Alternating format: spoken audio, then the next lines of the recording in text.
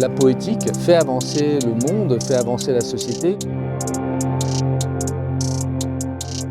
Il y a avant tout l'envie de raconter une histoire très belle qui a commencé à la fin du siècle dernier, qui est celle de l'affranchissement des entendeurs de voix par des biais collectifs pour s'échapper du monde médical traditionnel. Les entendeurs de voix ont toujours existé à travers le temps et le monde, ont eu des rendez-vous historiques assez forts. On peut dire que du Christ à Jeanne d'Arc, à Gandhi, il y a eu des relations très fortes entre les civilisations en fait, et des voix qui ont été entendues. Or, au XXe siècle, ces voix ont commencé à être systématiquement associées à la folie, à la schizophrénie, et sont devenues une sorte de tare.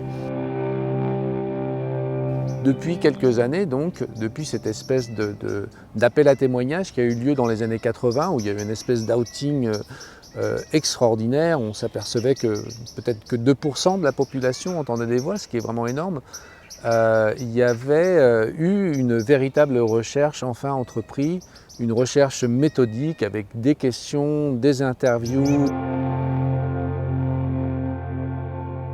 Au théâtre, on a une poétique, on a un champ absolument libre pour pouvoir décrire ce qui se produit à l'intérieur des êtres. C'est un sujet très difficile à traiter parce que ça pose des questions dramaturgiques de comment est-ce qu'on peut représenter cet irreprésentable. Il va évidemment y avoir un travail vocal particulier, on va assister à un groupe de parole, à des récits de ces gens. Il y a petit à petit le personnage que jouera Valérie Dréville qui part en fait par le théâtre et par la poétique du théâtre, va vers une incarnation progressive de ses voix par ses camarades de plateau.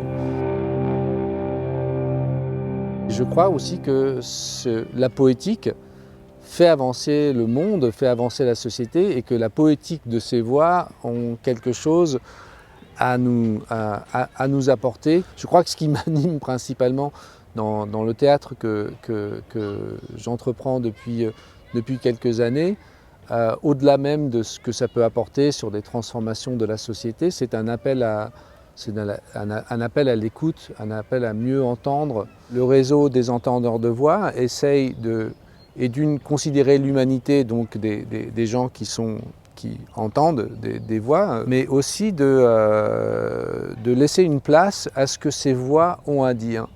C'est-à-dire que ce n'est pas forcément parce qu'une voix va vous agresser qu'elle vous veut du mal.